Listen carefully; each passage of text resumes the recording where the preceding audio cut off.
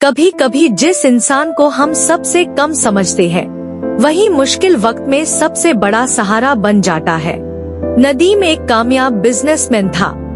उसकी बीवी इकरा बहुत सीधी, समझदार और घर को जोड़ कर रखने वाली औरत थी।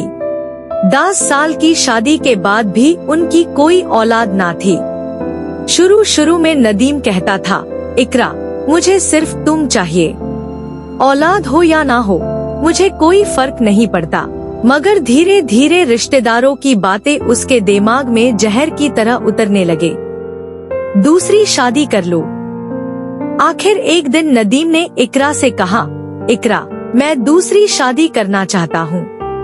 ये अल्फाज सुनकर इकरा की आंखों से आंसू बह निकले, मगर उसने सिर्फ इतना कहा, अगर यही तुम्हारी खुशी है तो मैं दुआ करती हूँ अल्लाह तुम्हें हमेशा खुश रखे। कुछ हाय हाफ्तों बाद नदीम की शादी अलिशबा से हो गई। अलिशबा खूबसूरत थी, मगर उसका मिजाज बहुत तेज था। इकरा ये पर्दे पुराने लग रहे हैं। इकरा किचन का तरीका भी बिल्कुल पुराना है। इकरा अब इस घर में मेरी मर्जी चलेगी। नदीम हर बात पर अलिशबा का साथ देता। इकरा तुम बस चुप रहा करो। इकरा हर बात सह लेती, ना जवाब देती ना शिकायत करती। लेकिन धीरे धीरे घर का सुकून खत्म होने लगा। रोज किसी ना किसी बात पर झगड़ा होता। कभी नौकर छोड़कर चले जाते, कभी पड़ोसियों तक आवाज पहुंच जाती। नदीम ऑफिस से थका हुआ घर आता तो घर में सिर्फ चीखे और शिकायतें होती। एक दिन अलिशबा बोली, या तो इकरा इस घर में रहेगी या मैं। नदीम ने बिना सोचे कहा, इकरा कुछ दिन के लिए अपनी बहन के घर चली जाओ। इकरा ने छुप छाप अपने कपड़े समेटे और घर छोड़ दिया। उसके जाने के बाद अलिशबा को लगा अब घर उसकी मर्जी से चलेगा। मगर असल मुश्किलें तो अब शुरू हुई। खाना वक्त पर ना बनता, बिल्स जमा होते गए, नौकरों ने भी काम छोड़ दिया। नदीम का ध्यान बिजनेस से हटने लगा।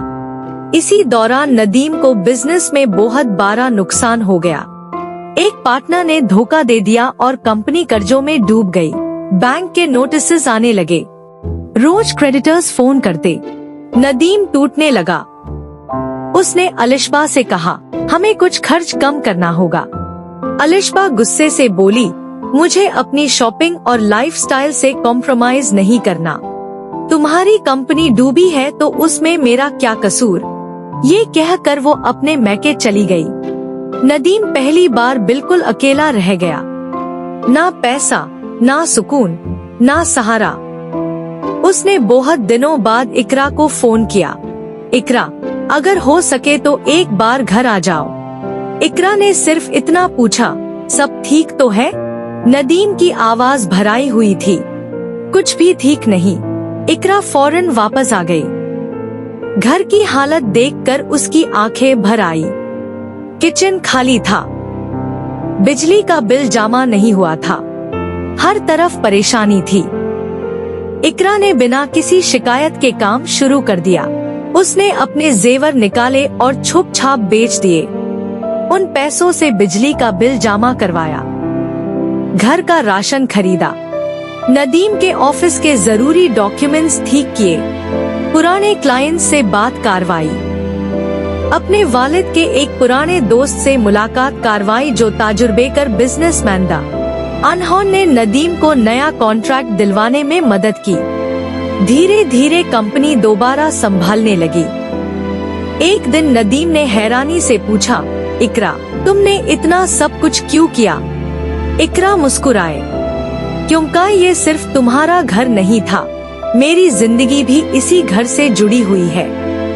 नदीम की आंखों से आंसू निकल आए। उसे पहली बार एहसास हुआ कि जिस औरत को उसने कमजोर समझा था, असल में वही उसकी सबसे बड़ी ताकत थी। कुछ दिन बाद अलिशबा वापस आई। उसने देखा घर फिर से संभल चुका था, सब कुछ पहले से बेहतर था। उसने समझा था कि इकरा को हटाकर वो सब कुछ जीत जाएगी, मगर उसने सिर्फ एक बात हारी थी, इंसानियत। अलिशबा ने धीरे से इकरा के पास आकर कहा, मुझे माफ कर दो, मैं सिर्फ अपना हक देख रही थी। तुम्हारा दर्द कभी समझ ही नहीं सकी। इकरा ने उसकी तरफ देखा और नरमी से बोली, घर जीतने से नहीं, घर बचाने से अपना बनता है। उस दिन नदीम ने अलिशबा के सामने इकरा से माफी मांगी। इकरा, मैंने तुम्हारी मोहब्बत की कदर बहुत देर से की। इकरा ने सिर्फ इतना कहा, गलती इंसान से होती है, लेकिन उससे सीखना है असली जीत होती है। उस दिन के बाद उस घर में दोबारा कभी वो झगड़े नहीं हुए, क्योंकि सबको समझ आ गया था, खूबसूरती कुछ वक्त के लिए दिल जीत सकती है, मगर इखलाक, सब्र और वफादारी ही पूरा घर बचा सकते हैं। अगर वीडियो अच्छी लगी हो तो लाइक, शेयर, सब्सक्राइब करना मत भूलना।